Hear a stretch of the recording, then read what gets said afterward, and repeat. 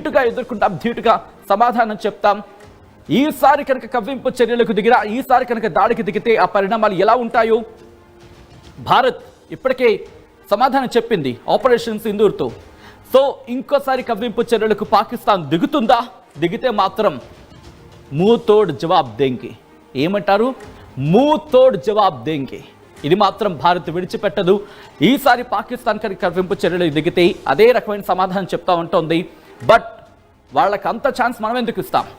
ఈసారి ఆలోచన వచ్చే కన్నా ముందే ఆ మొదటి అంటే దాని ఏమంటారు ప్రారంభంలోనే దాన్ని పూర్తిగా అణగదొక్కేందుకు భారత ప్రభుత్వం కూడా సిద్ధమైంది, భారత సైన్యం కూడా సన్నద్ధమైంది. ఒకవేళ అక్కడ దూరం నుంచి డ్రోన్స్తో కావచ్చు, లేకపోతే మిసైళ్లతో అటాక్ చేద్దామని ప్లాన్ చేస్తే కనుక రాడార్ సిస్టమ్ మనకు రెడీగా ఉంది.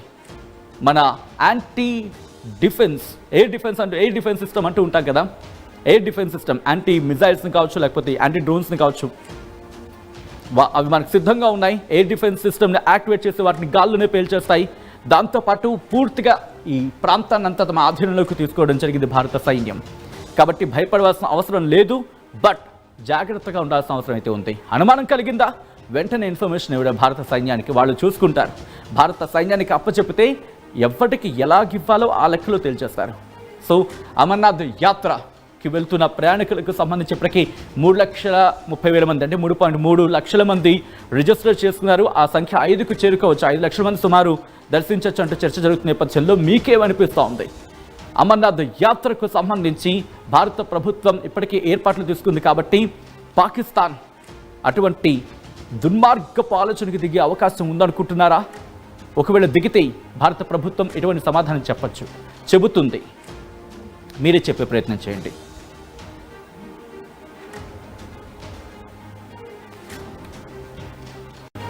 హర హర మహాదేవ శంభో శంకర అంటూ అమర్నాథ్ యాత్ర ప్రారంభం కాబోతోంది. ఆ అమర్నాథ్లో ఉన్న మంచు శివలింగాన్ని దర్శించాలని, మరి ముఖ్యంగా ఆ శివుణ్ణి దర్శించి తరించాలని ఇప్పటికే లక్షలాది మంది రిజిస్టర్ చేసుకున్నారు. ఈ నేపథ్యంలో అమర్నాథ్ యాత్ర ప్రారంభం కాబోతోంది. మొదటి బ్యాచ్లో 5,880 మందితో మొదటి బ్యాచ్ వెళ్ళబోతోంది. జూలై 3 నుంచి ప్రారంభం కాబోతోంది ఈ యాత్ర. 38 రోజుల పాటు కొనసాగబోతున్న ఈ యాత్ర గురించి అనేకమైన విశేషాలున్నాయి. మరి ముఖ్యంగా ఈసారి అమర్నాథ్ యాత్రకు సంబంధించి కాస్త ముప్పు అనే అంశానికి సంబంధించి కూడా ఇంటెలిజెన్స్ సమాచారం అందడంతో ఇటు భారత ప్రభుత్వం కూడా అలర్ట్ అయింది. వీటికి సంబంధించి మాట్లాడుకుందాం. అసలు యాత్ర ఎలా ఉంటుంది, మనకి ఆ యాత్రకు సంబంధించి ఇంటెలిజెన్స్ ఏముంటుంది, ఎటువంటి ముప్పు పొంచి ఉందని చెప్తోంది, ఇవన్నీ కూడా మాట్లాడుకునే ప్రయత్నం చేద్దాం. విజువల్స్ మీరు చూస్తున్నారు. లెఫ్టినెంట్ గవర్నర్ అక్కడికి చేరుకొని ఆయన పూజలు నిర్వహిస్తున్న ఆ విజువల్స్ చూడొచ్చు. మనోజ్ సిన్హా లెఫ్టినెంట్ గవర్నర్ అక్కడికి చేరుకొని ఆయన పూజలు నిర్వహిస్తున్న ఆ విజువల్స్ మీరు చూడొచ్చు ఆర్టీవీ స్క్రీన్ మీద. జమ్మూ కాశ్మీర్కి సంబంధించి జమ్మూ కాశ్మీర్ ఇప్పటికే సిద్ధమైంది. అక్కడ ప్రభుత్వం కూడా అన్ని ఏర్పాట్లు చేస్తోంది. ఈ నేపథ్యంలోనే ఎక్కడ ఎటువంటి అవాంఛనీయ ఘటనలు జరగకుండా ప్రభుత్వం పూర్తి స్థాయిలో ఏర్పాట్లు చేయడం జరుగుతోంది. మనోజ్ సిన్హా అక్కడికి చేరుకొని ప్రత్యేక పూజలు చేస్తున్న ఆ విజువల్స్ మీరు చూస్తున్నారు ఆర్టీవీ స్క్రీన్ మీద. ఇప్పటికే భద్రతను పెంచడం జరిగింది. వాటి గురించి డీటెయిల్గా మాట్లాడుకుందాం.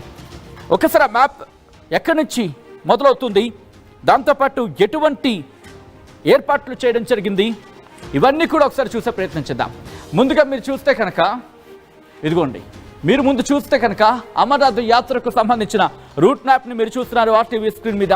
ఇక్కడ 2 మార్గాలు, రెండింటి నుంచి ప్రారంభం కావచ్చు. ఒకటి బాల్తాల్ బేస్ క్యాంప్ నుంచి, బాల్తాల్ నుంచి, రెండోది పహల్గామ్ నుంచి. ఇటు బాల్తాల్ నుంచి చేరుకుంటే కనుక చాలా ఈజీ, ఒక్క రోజులోనే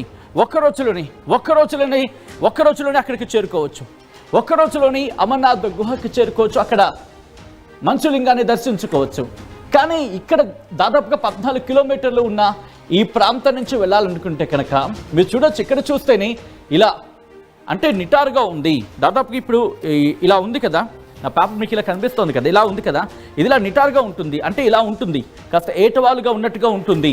అందుకే దీనికి సంబంధించి చాలా తక్కువ మంది వెళ్తారు. మరి ముఖ్యంగా ఒక ట్రెక్కింగ్ చేయాలనుకునే వాళ్ళు, దాంతోపాటు అటువంటి ఉత్సాహం ఉన్నవాళ్ళు, దాంతోపాటు అంతటి ఎత్తులో కూడా ఎటువంటి ఆరోగ్యం ఇబ్బందులు పడకుండా ఉండగలిగిన వాళ్ళు, యువతను మాత్రమే దాదాపుగా ఇటు నుంచి పంపించే అవకాశం ఉంటుంది.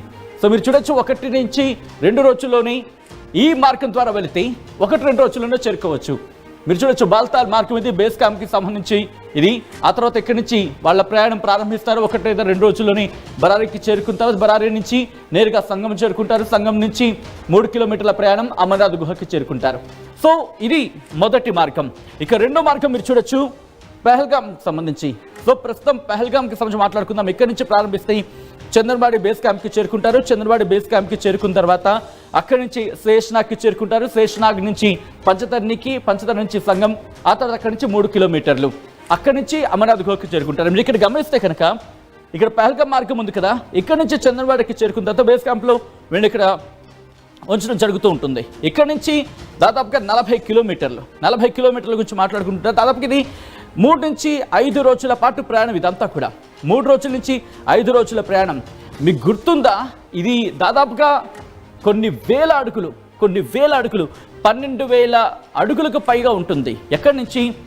ఈ సముద్ర మట్టం నుంచి మాట్లాడుకున్న సందర్భంలో 12,760. ఒక్కసారి నేను 12,760 అడుగుల ఎత్తులో ఉంటుంది అమర్నాథ్ గుహ. ఇక్కడ నుంచి చూసుకుంటే కనుక మరి ముఖ్యంగా చందన్వాడి ఉంది కదా, ఇక్కడ 9,500 అడుగులు ఇక్కడ బేస్ క్యాంప్కి సంబంధించి. ఆ తర్వాత శేషనాగ్ చూసుకుంటే 11,730 అడుగుల ఎత్తు. ఇక్కడ నుంచి ఇక్కడికి 9,500 ఎక్కడ, దాంతోపాటు 11,730 ఎక్కడ. ఇక్కడ నుంచి పంచతర్ణి 12,739 అడుగులు. ఇక్కడ నుంచి 12,760 అడుగుల ఎత్తులో ఉంటుంది అమర్నాథ్ గుహ, మంచులింగం.